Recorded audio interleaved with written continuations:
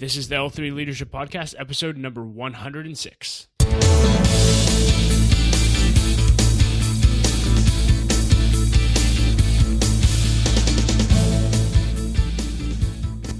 What's up, everybody, and welcome to the L3 Leadership Podcast. My name is Doug Smith, and I'm the founder of L3 Leadership. We're a leadership development organization devoted to helping you become the best leader that you can be.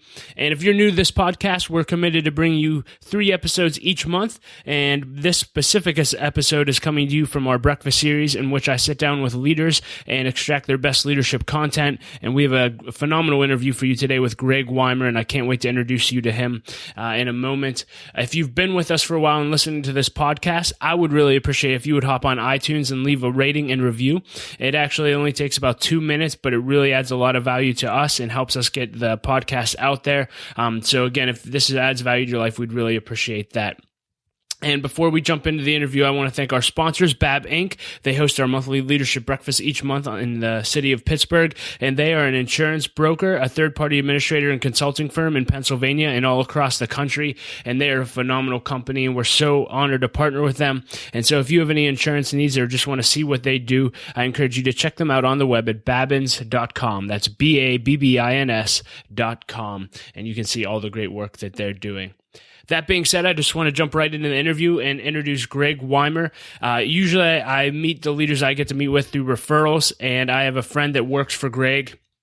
And he just kept telling me, Doug, you got to meet Greg. You have to meet the founder of our organization. He's phenomenal. He's a great leader. You have to interview him and have him speak at a breakfast. And so I set up an interview with him, and you're going to get to listen to that. And I was just blown away by him. And I asked him to speak at a breakfast, and he's actually going to be speaking at our November 2016 L3 Leadership Breakfast. And you can actually register for that if you'd like to come at l3leadership.org/event. And you can see all of our upcoming events there.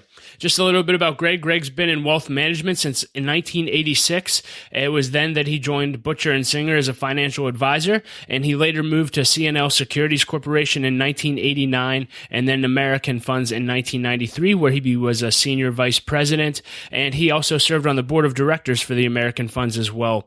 He has a wealth of experience, a wealth of leadership experience, and you're just going to love this interview. And if you want to check out ways to connect with Greg, see what he's up to now, read more of his bio, and see all the other content we offer in this episode, you can check out the show notes at l3leadership.org/episode 106, and you'll have all that there. So that being said, let's just jump right into the interview with Greg, and I'll be back at the end with a few announcements. Enjoy. Well, hey, Greg, thank you so much for being willing to do this interview. I'm excited to learn from you, and why don't we just start off with you telling us about you and your journey and a few of your passions. So me, my journey and my passion. So me, I'm a burger, although I grew up in Johnstown. I'm a father of 4, and so I have a wife and 4 children. So that obviously has taken and will continue, hopefully, to take a lot of my time. But you know, from a professional standpoint, I've been in the investment business since 1986. Wow. And I remember when I've gone from somehow I was the young guy to now the old guy that does interviews like this. I don't know when that happened, but I guess it did. Nice. What's one thing about you that people would be surprised to know? Yeah, you know, I'm not near as outgoing as people would think. I've learned how to do this and learned how to be outgoing and learned how to be in business and give presentations and all of those things purely through repetition. It's not my strength. In fact, when I first started, I was so shy. I would break out in hives when I was speaking in front of other people. So just through practicing and just through repetition and modeling others and having great mentors, I've learned how to survive in business, even though my nature's to be more of a shy person. Wow. I'll be anxious to ask you a few questions about that. One more fun question before we start digging into your story. When you think of success, who's the first person that comes to mind? My mom and dad.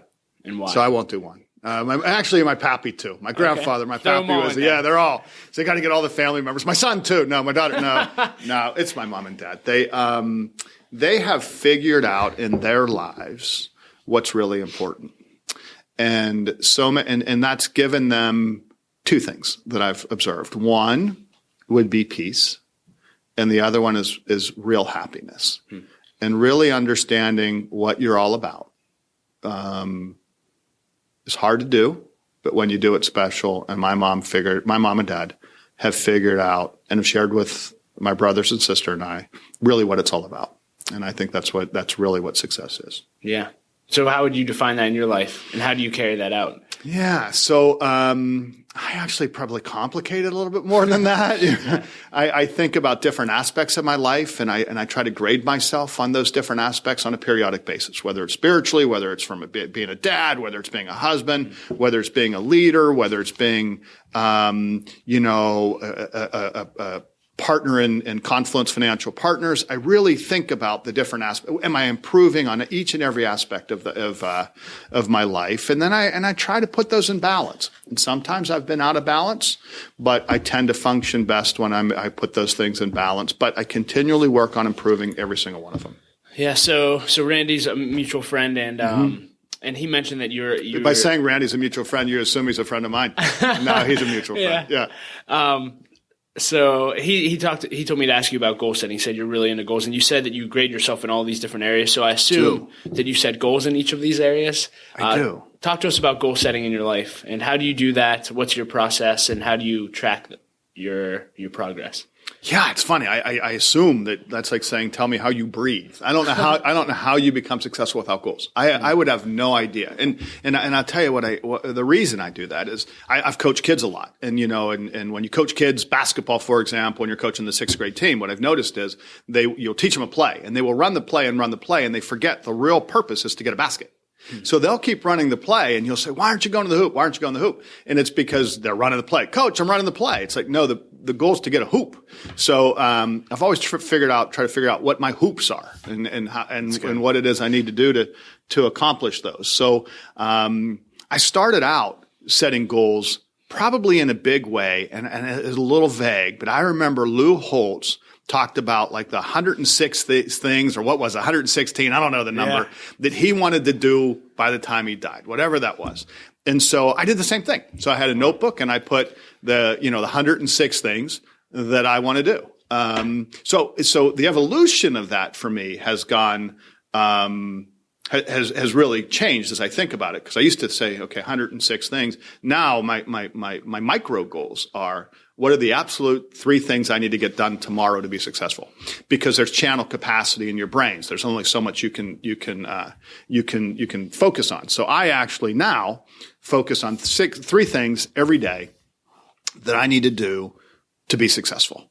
And one of those may be in my personal life, one of those may be in my business. But I figured out if I could do the top 3 things every day, it'd be good. Yeah. And So with that, do you write your goals, and how do you keep them in front of you? And then even with the daily to-dos, so when you transfer that, do you just in the morning have a practice where you look at your goals and write down your to-dos? Is it all just kind of organic at this point? What's your system for that?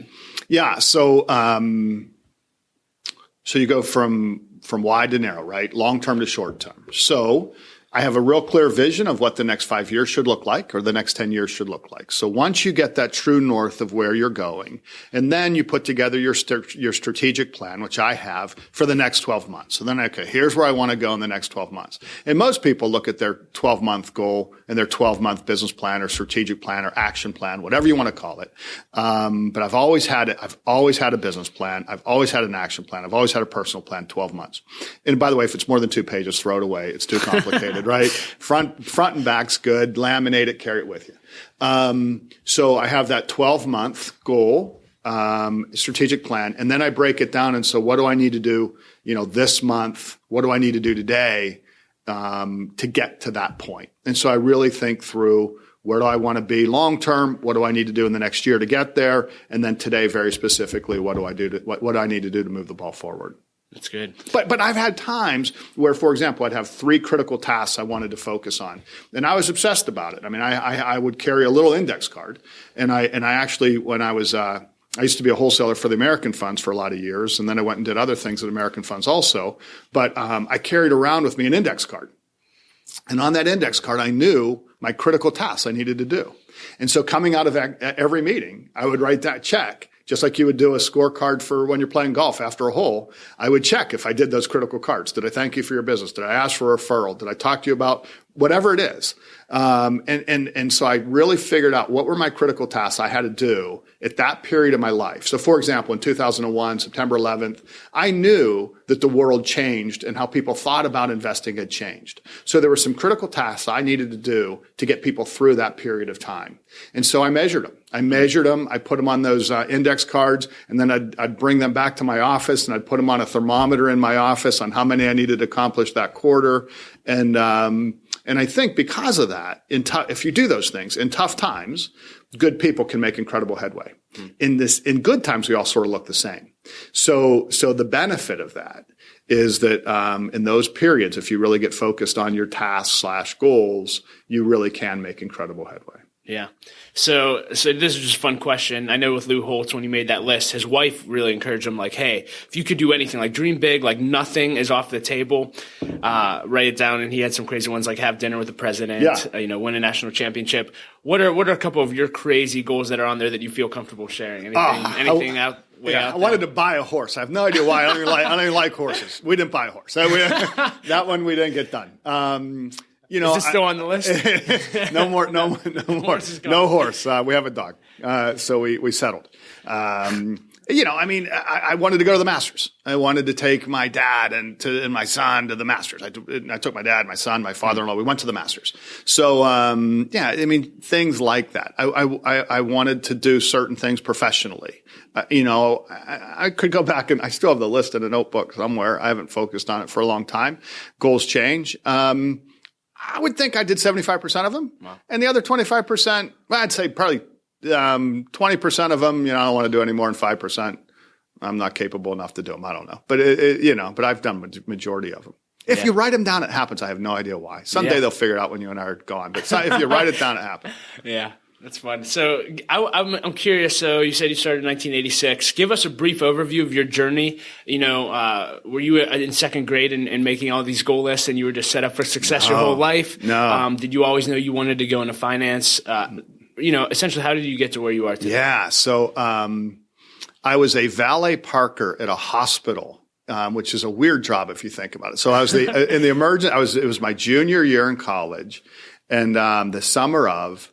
I was a valet parker. I had two jobs, actually. I was a valet parker, and I also was working with my pappy as a carpenter. I tore the stuff down. He put it back together. So anyway, when I was a valet parker, one gentleman used to bring his wife into the therapy continually, and she brought his wife in and started talking to me about what I was going to do with my life, which I had no idea. I was a valet parker at the moment, right? I was a junior.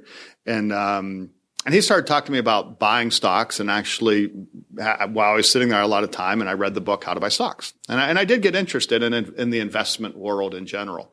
So I knew that would be hard to get into. I knew that you're just not going to send your resume to brokerage firms and they're going to hire you. So I got the Yellow Pages, and every day at lunch when I was working, with my grandfather also, whoever I was working with, every day at lunch I would go. And in the Yellow Pages, I went to, there was a firm called Butcher and Singer. And the reason I started my career at Butcher and Singer is because it was B in the Yellow Pages, Butcher and Singer.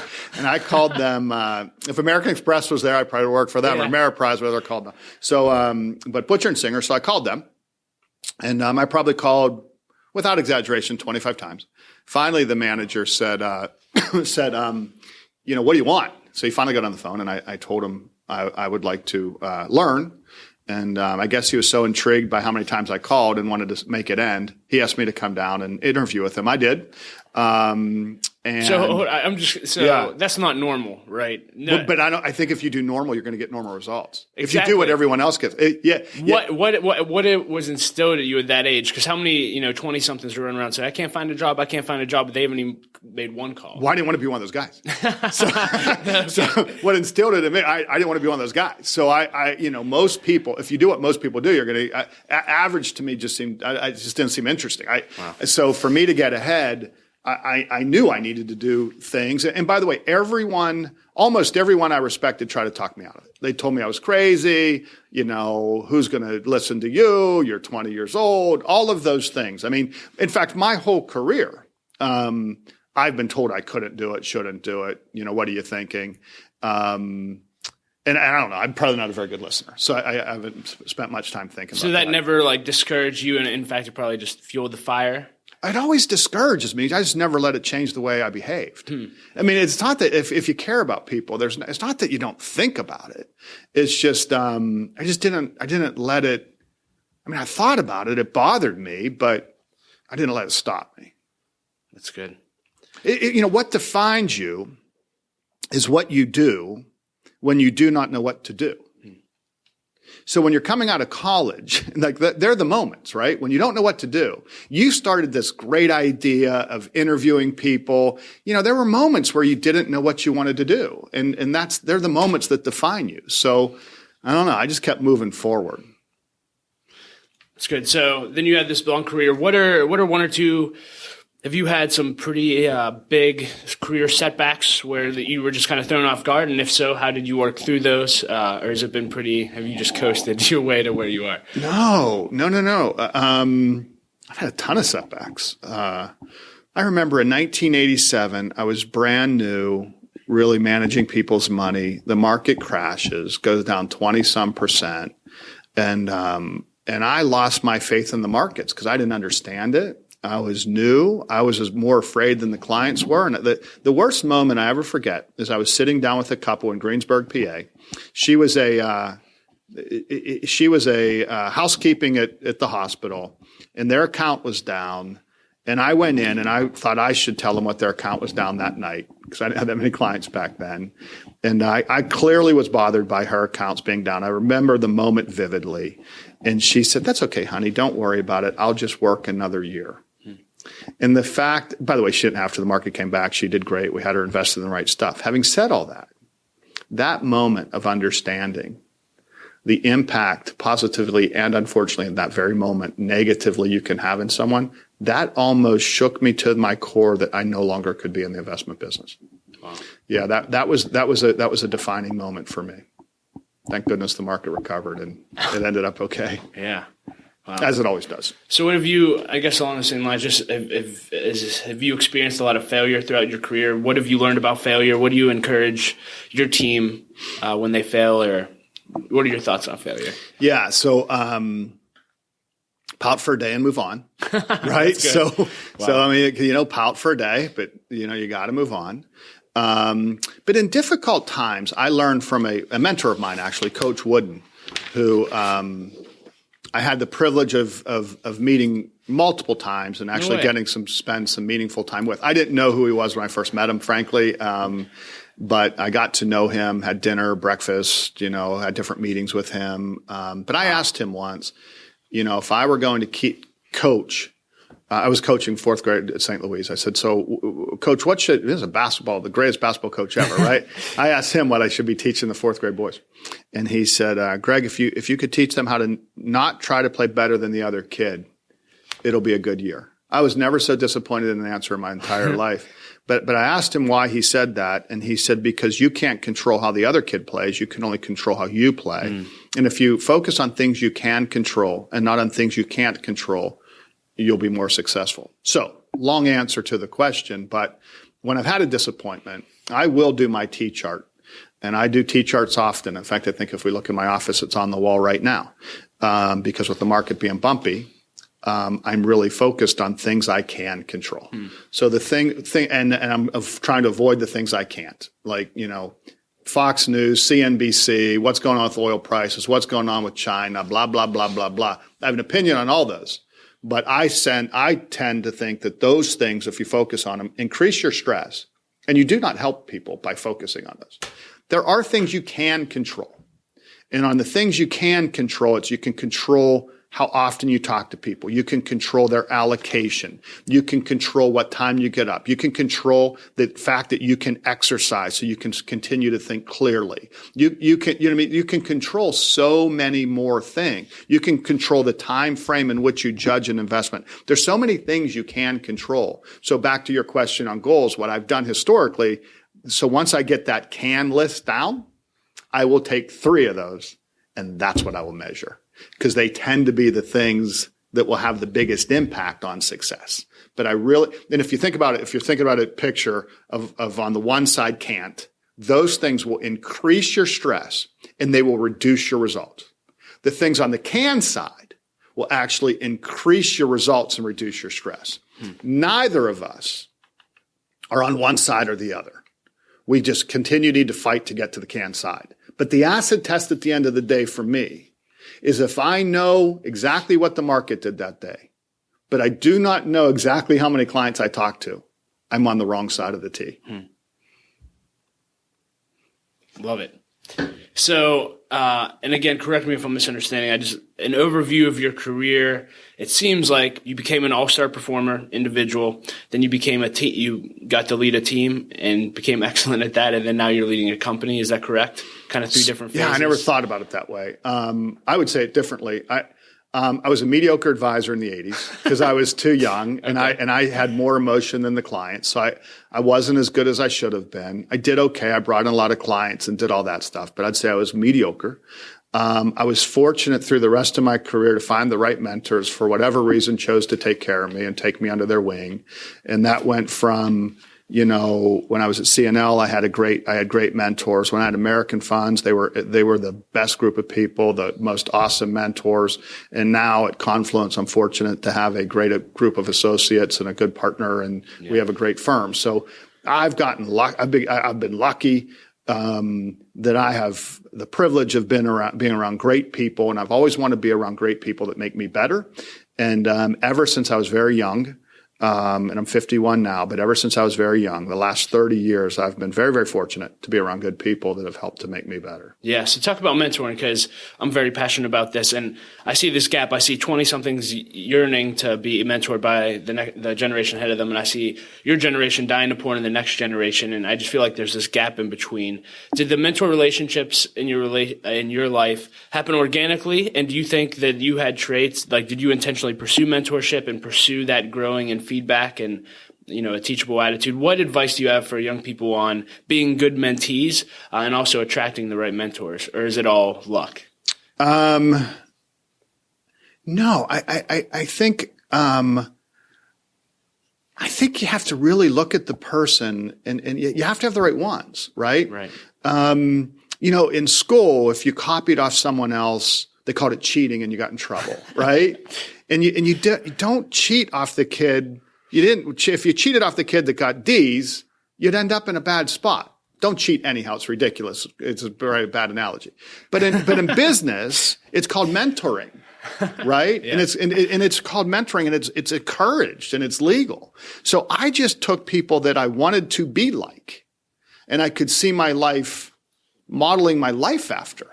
And thought, I like, not just from a business standpoint, but their traits, who they are. And I thought, okay, so I want to be like them. And then those people, I would model their behavior, right? So, so, I mean, that's the classical sense, right? You go to a company, there's a person there that's probably older than you, that's had some degree of success in their life, and you mentor them, and they mentor you. That's awesome.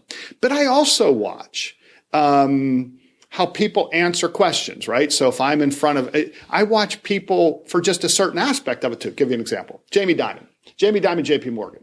They lost a couple $2 billion. He's in front of Congress explaining why he loses a couple $2 billion. The way he answered those questions, his stock went up 3 points while he was answering those questions. I watched Jamie Dimon answer those questions consistently. Timing, when I was learning how to present. I watched David Letterman's timing on how he presented continually. And not to think that that's from a manipulative standpoint, right? But some of it's negative also. Like there's certain candidates right now I wouldn't trust because of how they behave or what they do. So I'm constantly looking for people that I want to mentor, either them professionally or some aspect of their life. I love that. So you've obviously been intentional in your growth. What are some other things you do to intentionally grow as you've grown through your career? Are you a big reader? Do you listen to a lot of podcasts? Do you go to a lot of conferences? And if so, if those are things, what are some resources that you'd recommend, whether that's books, et cetera, to our listeners? Yeah. So, you've got to be inquisitive. You absolutely have to continually work on sharpening the saw, and hopefully everybody understands what that means, right? But you have to continually work on sharpening the saw. I have a library at home of books. I could never bring it down to 1 or 2 books that I've read. I've learned a ton from so many different books, but I'm best when I'm reading a book. I'm best, and by the way, I allow myself 1 book on fiction a year, so not fiction. I read 1 book probably about a month. But it's not because always what the book tells me, it's what it causes me to think, right? So as I'm reading the book, and it's not only the books you've read, it's the books you reread. So I've done that. Love TED Talks. I mean, absolutely love TED Talks. So watch them all the time. So yeah, I don't know. It's continual. It's trying to improve your diet a little bit. It's trying to exercise, and making sure you're doing that 4 days a week. But I've focused on continual improvement. And it's one of the core values of our firm. Like, we want people that want to improve. If you don't want to improve and you don't want to be mentored, this is probably the wrong home for you. If you want to be successful long term and you want to have a very successful career and have a great environment, this is a great firm for you to spend the rest of your career. That's good. But if you don't want to grow, this isn't a place for you. Talking about growth, so I was told that you actually came out of retirement to help start this. Well, I don't know, help. And it was, they would have been fine without me. It was 4 years ago, I guess, or something. I was 47. I never thought I'd work past 50. And I did leave the American funds, and I did think I retired. But I'll never retire again. I love being mentally distracted. I love this business. I missed it. And so, what did you do for 4 years? Yeah, no. Well, long you were there? I was on my sabbatical / retirement for a year. I golfed 85 times. I learned how to cook. I learned how to fight. I rode my bicycle everywhere. My wife and I went to lunch. I did crossword puzzles. Nice. I don't know. I was like an old guy. And I got bored. And so, my current partner is a friend, but more than that, he was the person I trusted to handle some of my assets. So if something happened to me, I trusted my partner to handle my wife's assets if I was gone. And so I told him I was thinking about getting back into the business, and he and I decided to, join forces and create a firm that can make a difference in people's lives. And we think it can be done differently. We think it can be done better. And so we are absolutely focused on building a special firm that'll leave a legacy in Pittsburgh. Love it. You talked a lot about family, wanting to spend more time with them. Other than taking a year off to spend all the time you want with your family, what advice do you have for work-life? I don't want to say work-life balance, but just prioritizing your family and not losing them in the midst of a growing career and all of those things. Yeah, so it's the Stephen Covey. If you haven't watched the video, put the big rocks in first. So my wife would sit in the back of our house, in the summer, because that's when the kids' schedule came out, and we would put those big rocks in. So although I work a lot, I don't think I've missed very many games. My son played high school soccer, and that was like 3 games a week for 4 years. I can't imagine I missed more than 2. That's great. I coached for 14 years, so I was the coach. Part of the reason was then I could determine when the practices were. So but I didn't miss things. If my kids read at church at St. Louis, I was there to watch them read at St. Louis. So I didn't miss much, but I made sure I prioritized and planned that allowed me to do that. Great. Getting a little more specific with maybe some skill sets. I want you to talk about money. One, I'm just curious, your view on money. What have you learned about having money? We're all young in the American dream, right? We want the white picket fence, the house, the kids. Yeah. And B, what have you learned about having money, not having it? And what advice would you give on the view of money first to the listeners? Yeah. Well, I don't know. I visualize a lot. So, the view of money does change, and the view of the stages of your career change also. So I thought in my career in really 3 chunks. My first period of time, I wanted to learn all I can. So if I were in my 20s or early 30s, that first segment of life, I'd be in the learn all I can camp. And whether you make 40,000 or 50 or 60 versus 70, it's the same. You want to just learn. Just learn. That's the first phase. You do want to go into the next phase where you're able to earn. I mean, you do want to take advantage from all that learning, and you want to earn. And so, there is that period where to take care of your family, to set yourself up for and to take care of other people, you've got to earn. And then there's that next phase of life that it's really not about the money. You realize it's not really what it's all about, and you just want to give back. And so I looked at it, and by the way, they're not definite lines. You still want to earn when you're 25. You still want to give back when you're 25. But the focus, I went learn, earn, give back. But having financial goals, I think, are important. I did have a picture of the house that we wanted to live in, a picture of it. I did visualize it always and often. Do you use a vision board for that, or do you just have it on your bathroom mirror? No, my wife and I drove past this certain house in St. Clair that we thought would be spectacular if we could someday live in something like that. Yeah. So I visualized when I was, but that's not new. I visualized when I was a paper boy what I wanted my life to look like. Like I really wanted to be able to, whether it's help family, whatever, a certain lifestyle, I visualized a lot. And if I said too much, I visualized I'd probably have to go to therapy because I really, really spent time, you need to dream. You need to dream because I think goals are important, but dreams are more powerful because you'll do anything to get to your dreams positively, but you'll work hard to get to your dreams. I don't know that, Martin Luther King did not say I have a goal. He used to have a dream. You've heard that before, right? Yeah. So he had a dream. So it is very, very, very important to dream. It's good. Last thing on the financial realm, and again, I don't know how old all of your kids are, but they're 20 years old or they're young. What practices would you say, hey, you need to be doing this with the money that does come in? If you got to manage all of their money, how would you allocate it? Oh, how would I allocate it? Or how would I encourage them to think about it? How you allocate it? Just like if you had their whole paycheck, how much would you put in savings? How much would you start investing at their age? How much would you put in retirement? Okay. So how would you encourage them to use their money? So obviously, 401ks, retirement accounts, you max them out, period, end of story, no matter what. And whether I know you think if you're saving 8% instead of 6%, you can't afford the 2%. I went through that exercise when I was 24. I remember I was in Orlando, Florida. We got our first 401k and I did a bigger number. And I thought, oh my gosh, how am I going to be able to afford that? And now that account's actually a decent amount of money. And it was because I just picked, I don't remember, 8% instead of 6 or 10% instead of 8. So stretch on the 401k. The most difficult thing for people when it comes to investing is to have a long-term view. The benefit of being young is you can really benefit from compounding. And so, nothing compounds like equities, period. You got to buy good stock funds or good individual stocks and buy them and hold on to them. And if you max out your 401k, save as much as you can,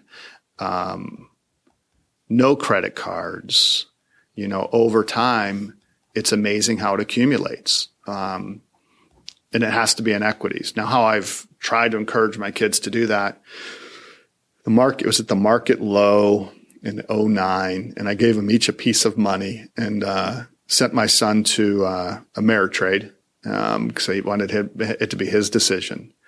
And they bought some stocks. I think they bought like 4 or 5 stocks. So he bought it. And then I have 3 girls. They all sort of mirrored what he did because he was the older brother. So now those accounts have grown significantly. And I don't remember what they're up, but they're up a lot. And I think he bought, I don't remember what they bought, like Nike and Starbucks and Verizon. And I don't even remember what else they bought, but they bought stocks. And what that's taught them is the real power of equities. And I remember my son saying to me a couple of years ago, hey, Dad, those dividends really do accumulate. And so by putting a little bit of money, and it was okay, but a little bit of money, it's not going to make any, no one's retiring on it, into those accounts and let them see the power of equities over a long period of time has been a great, valuable lesson for them. That's good. I want to ask a few questions about sales since obviously you did well in that area. If you were starting off in sales, what would you want to, if I was starting off in sales, what would you want to ensure that I know starting off? If I just started your firm and you said, hey, I'm going to hand this thing off to you in a year, so here's everything you need to know, what would you teach me? Yeah. So sales, I never really thought of myself in sales, but I guess I am. So what would I want you to know? So first and most important, you absolutely 100% have to put the client first. Because you don't want clients to buy what you're selling. You want to bring them to a shared belief system. So I want to make sure that you really we have similar beliefs. So for example, like you really would need the client really has to believe in the next 10 years, this is the right thing for them. So I really think it's bringing them to a shared belief system. And for us, I mean, we really want to make sure that we focus, our why is focusing on the client's why. So your job is really to go out, make friends, help them with their problem or their issue or their opportunity, and then service them like you would a friend, someone that you actually care about, and you do care about clients, right? So you want to care about them. And I think that makes you somewhat spectacular over a long period of time by focusing on what people care about and helping them solve their problems. But so I think you have to be really organized. But I've seen organized people that can't close. I've seen people that can't close or that can close but can't, aren't organized. So you need a whole host of different things. Activity is clearly important. Hard work is really important. Understanding rejection is important. You got to be inquisitive. You've got to be interested. There's so many different things. Like I could talk to if you were, I'm trying to figure out how to do this in 30 seconds, right? So for you, I would like to sit with you for weeks and say, here's what we got to do. So what are you trying to accomplish? Why are you doing this? Why are you in sales? Because you want to bring in $1 million, or because you really want to fundamentally change the way people think about investing their money in Western Pennsylvania and West Virginia? And if you do so appropriately, you'll be able to help them retire without worry and become educated without limits. Like that's a greater purpose, right? Yeah. So the first thing you have to do is really figure out your greater purpose. And then, we've got to make sure that structurally you're right. So you're calling the right people, or you networking. A lot of people that get into business, they want to wear the uniform, but they don't want to get it dirty. So you got to work really, really hard. I'm drilling deeper into any one of those if you like, but there's so much to that question. Sure. Yeah, it was loaded. I guess out of those, I would ask, well, one, just talk about your greater purpose. So one, I would say if someone's listening to this and they're interested in what you guys offer, if someone's like, I want to work with Greg's firm, what's the best way that we can serve you and your audience with what you do if someone wants to connect with you? Yeah, so it depends on why they want to connect, right? So if someone is really, really genuinely has a passion for the investment business and has a passion to help people improve their financial lives, and is really willing to work hard, and they're listening, I would love to talk to them, because there is nothing more rewarding than watching someone like you, who is somewhat younger, excel in your career. And if you come here, you're never going to be embarrassed, because you're always going to put the client first. You're always going to do it the right way. I do think we do it better, and I've been in this business a long time and I've seen a lot of other people do it. And I think what distinguishes our firm is we really understand who we are. We absolutely 100% exist because we want to make an impact in clients' lives, in associates' lives, and then the community where we live. So we will work as hard as we can to improve clients, associates, and the community. And if someone's interested in that, they should come here. If someone's interested in taking a shortcut, not doing it the right way, not working hard, just not the place for them. It's just not the place. We're like the Marines. We're looking for a few good folks. Yeah. And where can they find you if they want to connect? Oh, you could call Confluence Financial Partners. You can call here. You can call my cell phone. You can do whatever you want. Like I'm 24 hours success. I mean, it's just how I live my life. Yeah. Some people put up borders where it's like I work here and I play here. I just live. Yeah. So there's no lines in my life. So they could call, they could certainly call the main office at 412-391-0377. They could look up, Greg.Weimer at confluencefp.com. They could do whatever they want. Great. I'll include links to all that on the show notes if you're listening to this and want to connect. Let's see here. I do think, and I do think if someone's, younger, and wants to be successful and is willing to work hard, our promise to that person is, because we're not going to take a bunch of people, right? We are committed to that person's success. And so our commitment is we will work harder than you're going to work, but we'll certainly work to make sure you get out of your career exactly what you want. And if you think about it, that commitment's not hard for us to offer, because when I've told you about my career, other people did that for me. So why in the world wouldn't now, in the third phase of the life of Give Back, wouldn't you want to do that for somebody else? Yeah. And so it's just a natural progression. That's good. I read in a LinkedIn recommendation someone made for you. They said that you are a gentleman that puts more into the world than he takes out. That's Greg Weimer. I love that quote. Yeah. But I know even in talking to you before we had this interview, you just said, man, you're just passionate about pouring in. You're in phase 3, right? And so what does that look like? And where do you see yourself investing the most, and how do you plan on doing that in the next 20, 30 years? So in 20 or 30 years, we're going to walk into one of the hotels in the Fairmont. There's going to be probably 100 associates in that room. And it's going to be so comforting knowing, it's good to know that it'll be our annual meeting, the impact that we made on the people in that room and their families, and really to give them the opportunity that we've had. So it's going to be very comforting to know that. It's going to be very comforting to know that those people really made a positive impact on investors in Western Pennsylvania, because those 100 people will have an impact on thousands and thousands of investors in Western Pennsylvania. And hopefully the community will be better because of our existence. And in 20 years, that will be the legacy we're going to leave onto Pittsburgh, and that we're going to change. We'll literally have a fundamental change in associates' lives. We'll have a fundamental change in clients' lives. And by doing that, we will also be a very good corporate citizen and having an impact on the community. If we do all that in 20 years, I'll be 71. That'll feel really good. But I will have no intention of retiring at 71. But that'll be a checkpoint that'll feel pretty good. Yeah. So you obviously visualize. You're very clear on where you're going. I can feel what it's going to be like walking in that room, which I love. So I'm just curious. By the way, it's not. Everybody says visualize. You can't only think about what it looks like, because look is not as powerful enough. It's a powerful emotion, but not as much. You have to understand what it feels like. So right. If you talk to an athlete, they think about what it's going to feel like coming out of that tunnel, right? They don't necessarily say I think about what it's going to look like. They say what it's going to feel like.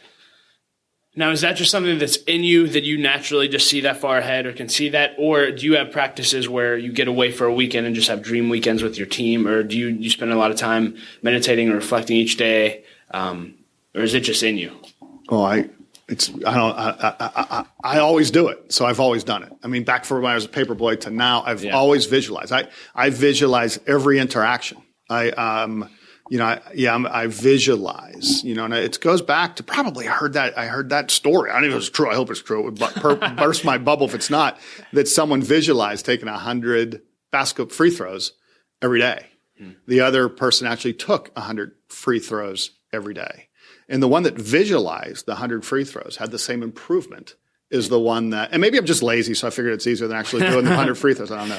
But I do think that there's something to that. And so I have always visualized. And I have read before that they said that, back when I was doing a lot of meetings in groups, that say visualize the meeting in the group, visualize the meeting in the group, visualize the question. And so I always visualized. And I think it's been beneficial as I think about it. I mean, it's just something I do naturally. Yeah, that's excellent. As we start to wind up, I had a bunch of questions just for young leaders, so I guess I'll just leave it open-ended to give you some examples if you need some direction. What qualities do you look for in them? What can they do to set themselves apart in their organization, or where do you see them missing it? But I'll just leave that open-ended, saying if you had to give advice to the next generation leader, what would it be? You've got to think big.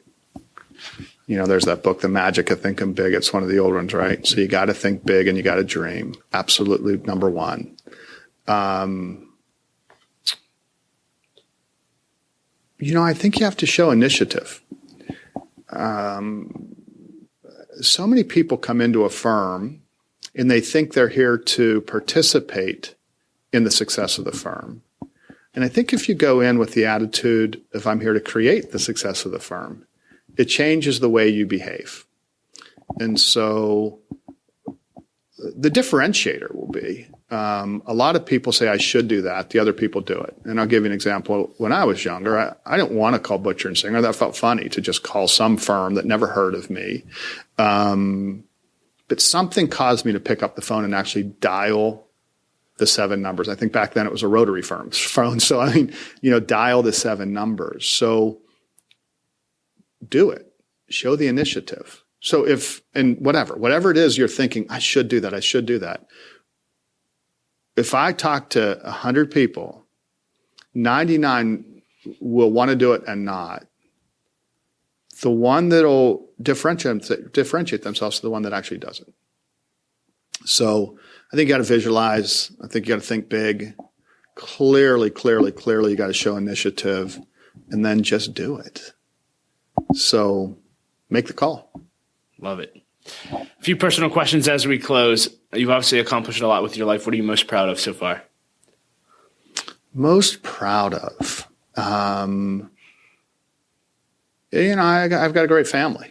I've got an awesome family, and so I'm on the phone a lot throughout the day, and they're all very, very important calls that I take seriously.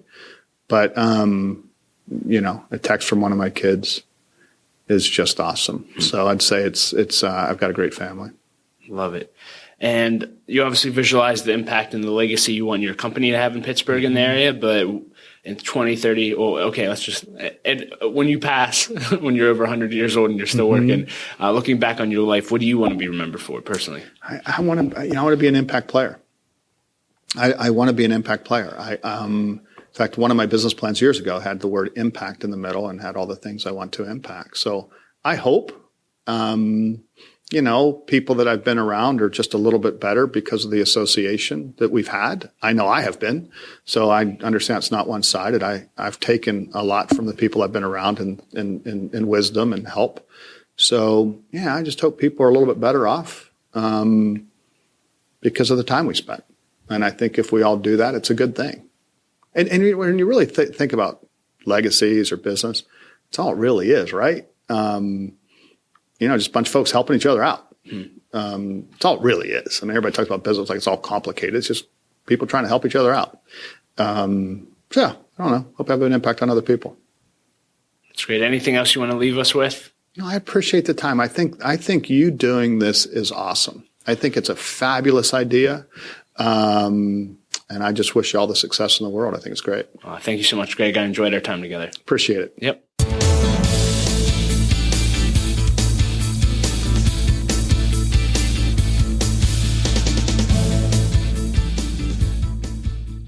Hey everyone, thank you so much for listening to my interview with Greg. I really hope that it added value to your life. Again, for ways to connect with Greg and what he's doing, you can go to the show notes at l3leadership.org/episode 106 and get everything that you need there. As always, I'd also love to invite you to our monthly leadership breakfasts, in which Greg will actually be speaking at in November of 2016. But we have great speakers come in every single month, usually the third Saturday of the month. And you can see all of our upcoming speakers and breakfast dates at l3leadership.org/event. I want to thank our other sponsor, 068, which is an incredible company led by my friend Daniel Bull, who's also been a speaker at one of our past events. And he actually has an organization that starts organizations with ex-convicts. And it's just incredible to see the work that he's doing and how he's transforming these men and women's lives through allowing them to start businesses, even though they're ex-convicts. It's just unbelievable what he's doing. And so if you would like to learn more about their work, I really encourage you to go check it out at 068.org. That's all spelled out. That's 068.org. As always, if this podcast adds value to your life, I would really appreciate if you would just subscribe and leave a rating and review on iTunes, or share it with your friends and just say, hey, I'd really encourage you to listen to this. It always helps us get the word out there. And if you want to stay up to date with everything we're doing at L3 Leadership, you can simply go to our website at l3leadership.org and sign up for our email list, and you'll get emails with everything you need to know. I always like to end with a quote, and today's quote comes from Nelson Mandela, and he said this. He said, "I learned that courage was not the absence of fear, but the triumph over it." Hey, push through your fears today and watch what happens. So thanks for listening. Thanks for being a part of L3 Leadership. My wife, Laura, and I appreciate you so much, and we will talk to you next episode.